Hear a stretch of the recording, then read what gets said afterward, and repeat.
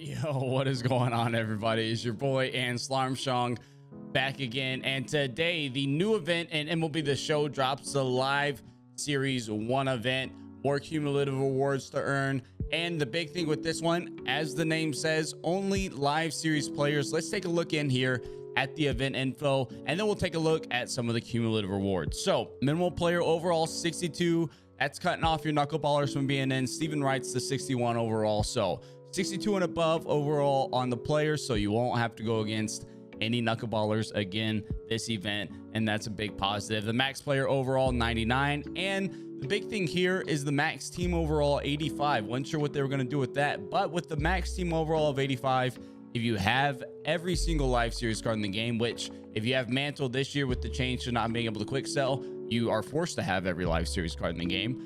You will have to make some adjustments. You won't be able to go in just with every live series card, as 85 overall is a little bit lower than what the team gets you if you have every card. I believe that comes in around 88 overall. That being said, though, it's not going to be too hard to bump it down to 85 overall. Put some guys on your bench, get rid of a couple bullpen arms, get rid of a starter, and you're going to be down to 85 overall in no time. That being said, though, if you don't have every live series card in the game, we're going to be going through at the end of this video and putting together a budget squad, so to speak, of just silvers and golds that I personally believe that if you go into this event with this lineup that we're going to put together at the end of the video of just silvers and golds, maybe 10 to 15,000 subs it would cost you if you don't already have a decent amount of them. I think you're going to be very, very competitive. There's a lot of those guys, those live series cards, lower rated, that play well above the ratings. We're going to be taking a look at those, so don't fret if you don't have every live series card. Don't think you're going to have to go into this event and just get absolutely destroyed by guys rolling out Arenados and Trouts and Bellingers and Scherzers and DeGroms and all that all day long. I think there's going to be a very, very strong ability for you to compete if you put together a good squad, and we're going to take a look at that again at the end of the video. Difficulty will be all-star, so after that Hall of Fame event we had a couple times back, a couple all-star ones in a row, and 3 innings this time, so you're going to be able to pump through those wins pretty quickly. Cumulative rewards same as before, 3, 6, 9, and 12 for your bronze, silver, gold, and diamond. 85 to 89 diamond. Again, if you're able to go 12 win 12 wins in the event, you don't have to go 12 and 0, just win 12 in the event. You do that pretty consistently, you pick you up some diamonds. Hey, that can be a pretty profitable venture for you. Now let's go take a look at the cumulative rewards from this event. Now, one thing to know before we hop in here, and we know that this is for the live series 1 event, and on this cumulative rewards card there's no other events listed, so only 7 days long. And it looks like this may be the only event that will go towards these cumulative rewards. If you remember the last event, they had both 1 and 2 of the last event listed for the cumulative rewards, so we knew we were going to have that second event to go for the boom and the rewards after that, getting those player cards. Whereas this one, we just have the live series 1 event from the 7th today through the 14th, so only 7 days, but only 3 inning games. You should be able to bust out a lot of those relatively quickly. Let's take a look at some of the cumulative rewards. So as always, if you're a no money spent guy, if you've watched other videos on this channel, you know that I preach grinding out these events as a way of getting good rewards and building up subs for your team. I think there's a lot of good you can do here. Again, just that one event, you're getting a show pack. You never know what's hiding in one of those show packs. You never know. At 3 wins, you're going to pick up a quick Manny Machado, a rookie card. Even if you're not necessarily going to use this card, which, you know, 78 overall silver, probably won't be used too much in your squad, but you never know when he'll find his way into another event. And I think most importantly, it's just another rookie card to add to those collections for the legend and flashback collections, because I imagine towards the end of the year we're going to have another Honus Wagner type of collection for collecting a lot of those legends and flashbacks. So the more of these you can accumulate in the time being, I think the better you'll be set up for there at the end. Let's take a look at Manny Machado's ratings real quick. So as you can see with Machado, he's got pretty good defense actually. 80 fielding, 85 arm, gonna play pretty well at third, and he's just not gonna hit the ball too much. 73 contact. Again, it's a silver card. You know, if you get through here into 3 wins, hey, you can sell them right now. The sell now is 340 subs, so hey, get through. Maybe you sell him for a couple hundred subs, maybe add him to the rookie collection, but overall he's not going to be doing a whole lot for anybody. But it's only 3 wins. So as we keep going on, we got the silver player pack at 5 wins. I've heard of a lot of people have a lot of luck with the silver player packs. I personally have not, but hey, maybe I've just been unlucky there. Then you have the 3 show packs. Again, you're getting XP at every step of the way. You got the 3 show packs at 10 wins. Never know what time in there. And then at 15 wins, we have Jason Kendall, the veteran catcher. Let's take a look at Jason Kendall's ratings. So if you notice, one thing about Jason Kendall is he has pretty insane contacts. 77 versus righties is not too great, but 99 contact versus lefties with the 97 vision, decent defense. If you're a guy who likes high contact hitters, Jason Kendall may have some use for you. Personally, for me, the 27 power and 25 power versus right and left pretty much make him not someone who'll be in the lineup. But if you're a contact guy, you love contact hitters, hey, go pick up Jason Kendall. If not, right now he's selling at 1,600 subs. Hey, at least you're going to get 1,000, 2,000 subs for him.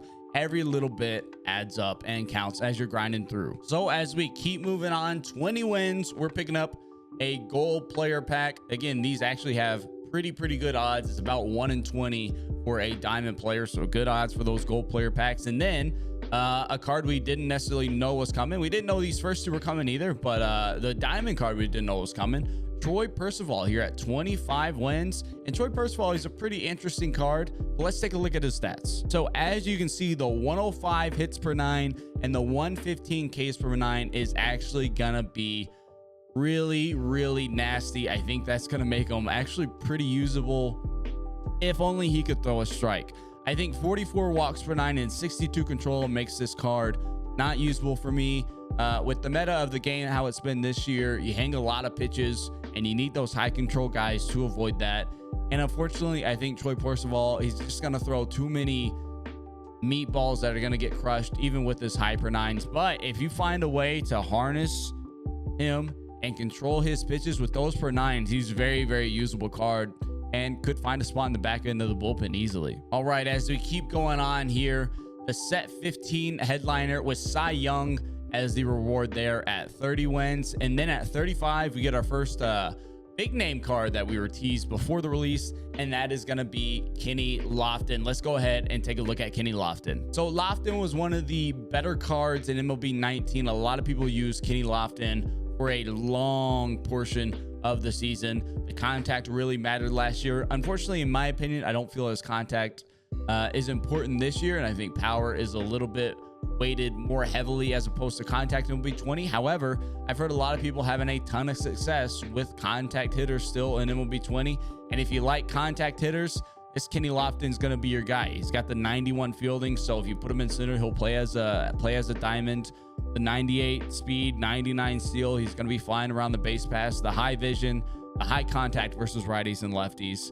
If you're a contact guy, you like contact hitters, Kenny Lofton's going to be your guy. He's going to do good things. If you enjoyed him in 19, hey, give him a shot in 20. You never know. And if we don't, his sell now is already up to 37K. That's only going to go up a little bit more, probably maybe even get close to 50, 60K maybe. So again, if you're grinding through, trying to get Mickey Mantle still, hey, 37, 40K, 50K, however much he ends up for, that's going to be a significant dent into picking up some of those live series diamonds. So then at 40 wins, we're getting another 3 packs, 500 XP, 45 wins, 2K stubs. Again, picking up a little bit as we go along. All that helps. And then you have the headliner, so to speak, of this event at 50 wins. So 50 wins in a week is what you're gonna have to do to get this Fred Mcgriff. Because of that, his price may stay somewhat high. However, it is only 3-inning game, so it shouldn't take you too long to do. However, this Fred Mcgriff 94, let's take a look at his ratings. So when looking at this Fred Mcgriff, you can see he's gonna destroy righties, not gonna fare as well versus lefties, but he's still gonna be passable. Honestly, this Fred Mcgriff card is really good. Essentially, at the end of the day, he's just a slightly upgraded, very similar version of Jason Giambi from the Yankees collection. That Jason Giambi is currently my first baseman. They're both lefties. They both hit righties really well. They both struggle a little bit against lefties. Passable fielding and, okay speed. They're pretty much the exact same card. I think Fred McGriff has a little bit better ratings versus righties, and Giambi has the 1 to 2 rating boost versus lefties. But honestly, I think once this price settles, I may be picking up this Fred McGriff. He may end up being my first baseman for the time being. My goal at the beginning is going to be to go through, pick up this Fred McGriff and sell him. Let's see what he's going for. Already a 51K sell now up on the market. That's only going to jump up a little bit. We saw that Bohm sell for 200K at the last event. This one's not going to be quite as expensive. I don't think McGriff is quite as desirable. But again, if you sell Kenny Lofton for 40K and Fred McGriff for 50K and you make 90K, maybe you make 100K once you include in some of that other stuff.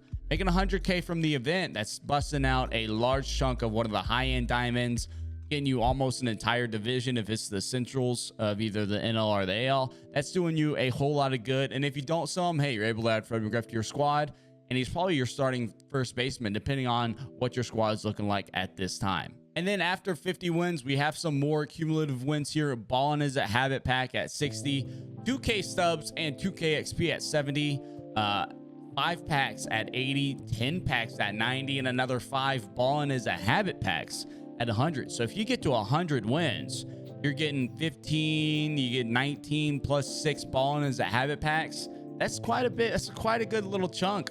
You never know what you can pull out of those. Honestly, I think the rewards from this event are pretty solid. I would have loved to see a prospect pack in there. I've had pretty good luck with them. They seem to be a nice guaranteed value, even if you don't get a ton, even if you don't get the top tier. You get that nice guaranteed value of at least a diamond that sells for 5,000-6,000 subs. And I'm slowly piecing together the prospect collection. But overall, you know, this Fred McGriff, he's not going to be the most insane first baseman of all time, but I think right now, with the very slow trickle up of card overalls and ratings in this game, I think Fred McGriff has some usability. I think honestly, I'd probably slot him in at first base if I had him right now. I probably will still sell him just because I'm looking to pick up those stubs so I can be prepared for whatever collections pop up down the line. We're sitting on 134K right now. Got a lot to go through and sell. So I'll probably be selling both McGriff, Kenny Lofton, and Troy Percival.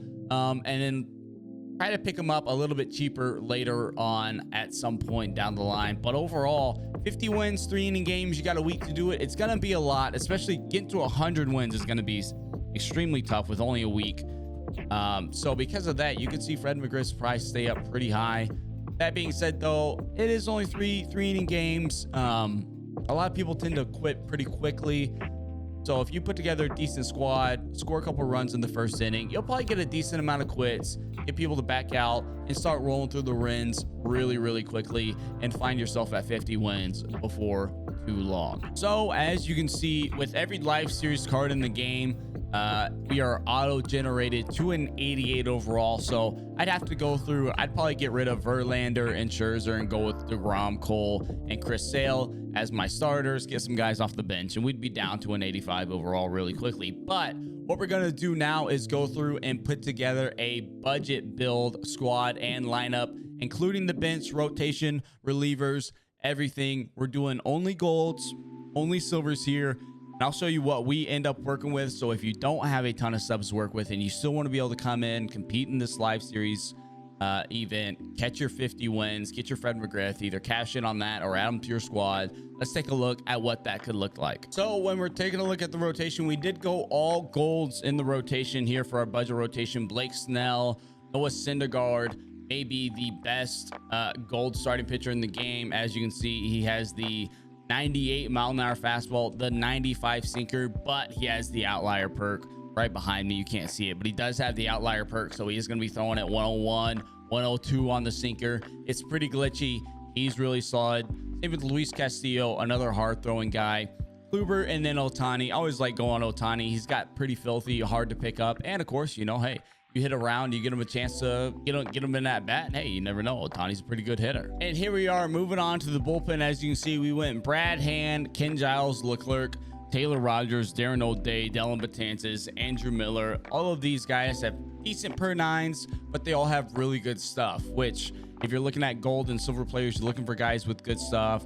Hard throwing, Betances is hard throwing. O'Day's got the submarine sidearm, so he's pretty funky. Giles Leclerc, hard throwing. Taylor Rogers has really good stuff.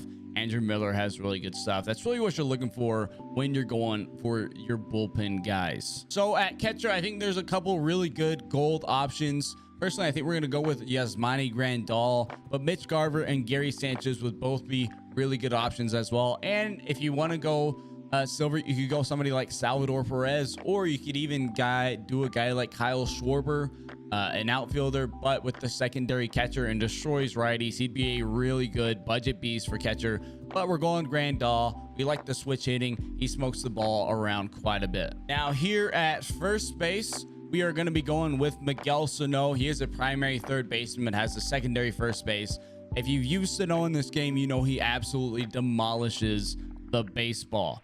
Destroys it. One of the best silvers in the game. There's a couple other options as well. You could go a guy like Edwin Encarnacion, Matt Olson, Josh Bell, Carlos Santana would all be good ones if you're going for golds. But wanted to get a silver in there, and Miguel Sano, he'd be a great budget beast for this squad. Now moving over to second base, we're gonna go Mike Moustakas. If you've used him before, he has really nice, even across the board hitting. If you've used him before, you also know he has a very glitchy swing. One of the better ones in the game. I think Mike Moustakas is a great one. Ozzy Albies, Gleyber Torres, also good as well. Options there if you're looking at golds.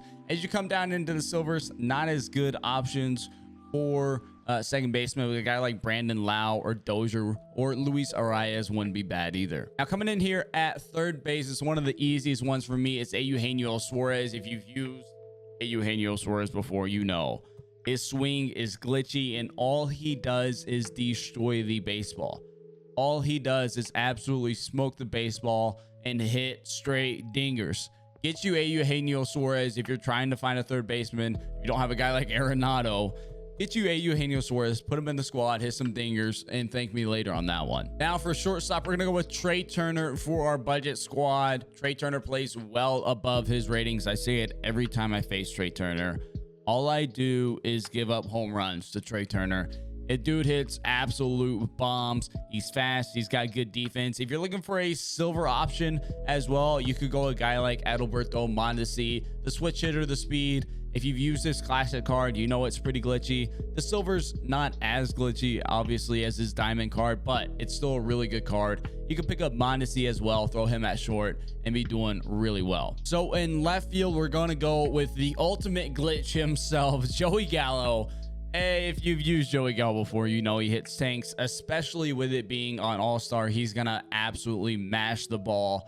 But honestly, in left field, there's a lot of really good options.